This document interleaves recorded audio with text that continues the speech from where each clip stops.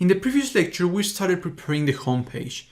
We have changed the content page, the default content page, to now be a tabbed page, and we have added 3 pages inside of it: the history page, the map page, and the profile page, which are pages that we had to create. It's time for us to add one last element that is needed inside the tab page so we can complete the basic navigation of this application.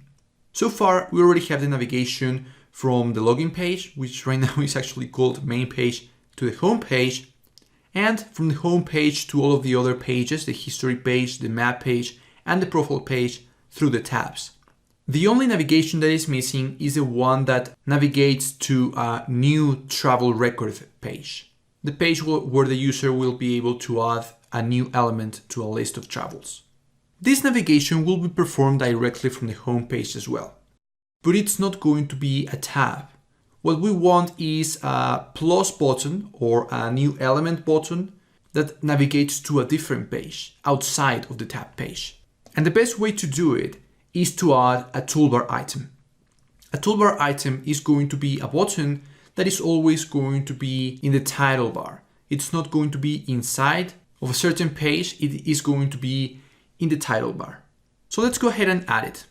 I have here the homepage.saml file open, and the first thing that I want to access is the tab page dot toolbar items element, and create the definition like this, so inside I can define as many toolbar items as I need. Each page is going to have the toolbar items element available, and it's inside of here where we can add a collection of toolbar items. Right now we only need one, a toolbar item that displays a plus icon or that simply displays some kind of button that tells the user that they are to add new things by clicking on that button. So we only need one toolbar item inside here. And to define a toolbar item, we write toolbar item, and we close the definition just like any other element that we have defined previously. The toolbar item in this case is going to require a text, and the text right now is simply going to be new, or let's make it add. And so the toolbar item will be displayed inside of the title bar. This will basically be a button, but it's not the default kind of button that we have been using. It's a specific kind of button that will be displayed inside of the title bar, but that works very similarly to what a button does.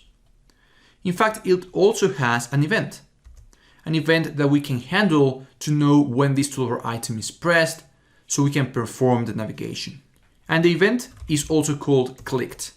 We can use the auto-completion tool of Visual Studio to create the event handler, and both the name for the clicked event is going to be set, as well as the event handler itself is going to be created inside of homepage.saml.cs.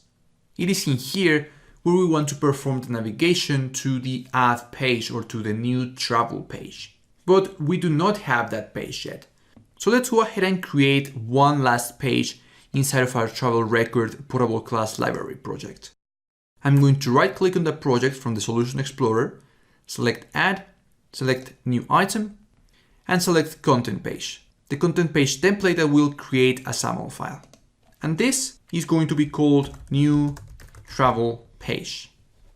And so we have it created, and what I want to do is change the welcome to Xamarin Forms label to be welcome to the new travel page, like this, so we can identify it when we navigate to it. And now we are able to perform the navigation to that new travel page. So inside the event handler for the toolbar item clicked event, we have to perform that navigation.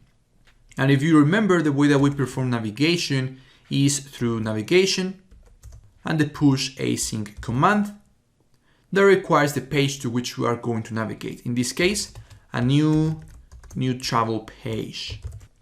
We have the parentheses and the semicolon.